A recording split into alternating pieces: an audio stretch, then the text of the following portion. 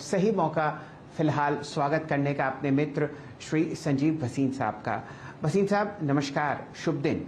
आपके सामने 15,952 के आसपास निफ्टी ट्रेड करता हुआ दिख रहा है और अब आप समझिए कि ये तो मानना ही पड़ेगा कि या तो आज या फिर आप समझिए अगले हफ्ते के शुरुआती सत्र में आप निफ्टी को 16,000 को क्रॉस करते हुए देखेंगे। आपको बहुत बहुत शुभकामनाएं। आपने इतनी बढ़िया राय तब दी थी जब बाजार लाल निशान में था, उसके लिए आपका आभार। बताइए आज बाजार आपको कहां जाता हुआ दिखता है? थैंक यू शैलेंद्र जी, आपको और वीरेंद्र को। तो वीरेंद्र की वापसी से हुआ ये, जब वीरेंद्र छुट्टी पे गया निफ्टी भी थोड़ा रूस गया था लेकिन 16,000 तो एक नंबर है शैलेंद्र जी। तो 16, 300, 400 भी जाए कोई बड़ी बात नहीं। 37,000 बैंक निफ्टी पे। The incumbent is that macros are the best for India. There is going to be the proverbial bond yield, लेकिन bond yield पे 1.74 भी ठीक नहीं, 1.29, तो somewhere you will find a moderation. RBI is going to be status quo। और corporate results, आपने mid cap ITs देखे, आपने बैंक्स देखे, अब HDFC बैंक है, IC, so I think that markets are in fine fettle। अपने stock specific रहिए। 16,300 मेरे को लगता है is coming very very soon. You will not be, I won't be surprised if 31st July gives you that. So aside from nifty, जैसे मैंने कहा, be more stock specific because the index, if you are a trader, that is making you money। The bank nifty, I am very bullish on mid cap banks। I can stick my neck out that the next 3 months will belong only to mid cap banks। और जो credit growth और cost of money है, you cannot have CASA ratios at the best possible and no growth। Growth is coming, लेकिन वो एक presentation में आता है and so on। तो जी चलिए आपके सामने ये राय आपको देते हुए दिख। हाँ जी, तो आप कहें तो मैं शेयर बताऊं आज के लिए। जी जी भसीन साहब शुरुआत कीजिए।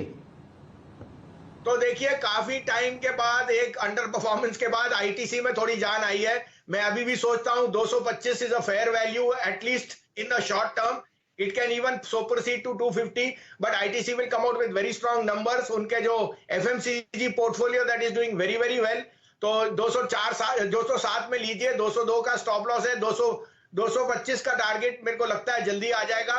दूसरा बाय, आज अगेन बंधन बैंक पे वीकनेस है। मैं आपको लिख के देता हूं, अगले 2 साल में बंधन बैंक डबल हो जाएगा, क्योंकि जिस तरह से वर्ल्ड बैंक और बाकी रिपोर्ट्स आ रही हैं on rural spending and rural interest, Bandhan bank is going to be the biggest benefit. 2.5 crore account है, और आसाम और वेस्ट बंगाल में जो पोरस सेक्शंस है वहां पे, प्लस वो अपनी बुक अप एकदम माइक्रो फाइनेंस लेंडर से रिटेल में जा रहे हैं। वे unsecured loans are reducing, but they are going to get special grants, and I think कि you can not ignore Bandhan bank. मैं इसको आपको बोलता हूं 650 का टारगेट आपको 2 साल में दिखा दूंगा। अभी आपको लेके रखना है, तो थोड़ी सी अटकली रहेगी on bond yield and 1 quarter end 1 month reporting, but CASA ratio at 47%, you can not go wrong.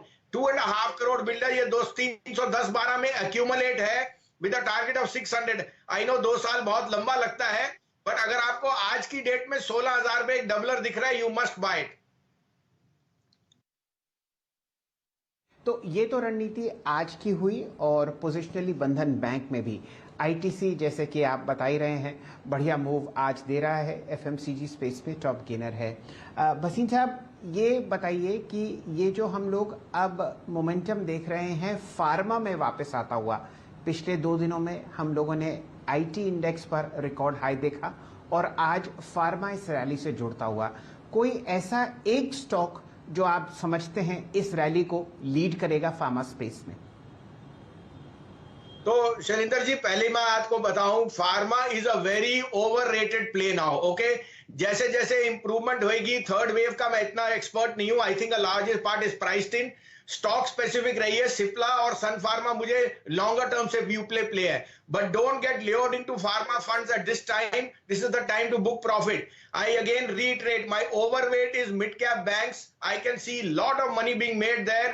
RBL, बंधन bank, IDFC first, bank of Baroda, Canara bank, ये शेयर यहां से 50% ही बढ़ जाए, कोई बड़ी बात नहीं होगी। So I am overweight banks. I would recommend strongly to book profit in pharma. Okay, pharma में आप प्रॉफिट्स को अपने बुक कैश में कन्वर्ट करने की राय देंगे। वसीम साहब, ये आईटी में मिड कैप आईटी ने कमाल किया है, वॉल्यूम्स देखिए क्या गजब के हैं, टॉप लाइंस में अगर आप देखें सब्सटेंशियल जंप है, हाँ मार्जिन अगर आप देखें वेजेस हाइक के चलते थोड़ा सा डिप हुए हैं, but it's a part of game. Mid cap IT में और फ्रंट एंड आईटी में सर अभी भी आप क्या बाय करना चाहेंगे भसीन साहब? तो अब कहते हुए मुश्किल है, माइंड ट्री में 1300 से पॉजिटिव हूं, अब 2800 पे बोलना बड़ा मुश्किल है, बट मैं अभी भी सोचता हूं एचसीएल टेक 1200 रुपए जाएगा, तो मैं एचसीएल टेक और टेक महिंद्रा मेरे टू टॉप फेवरेट्स हैं। I will stay with them. I know mid cap is giving you a lot of money. We have also, but I think at these valuations, I would still stick with these two large cap stocks. I think वहां safety भी ज्यादा है और वहां performance will be very very good in the next 1 year.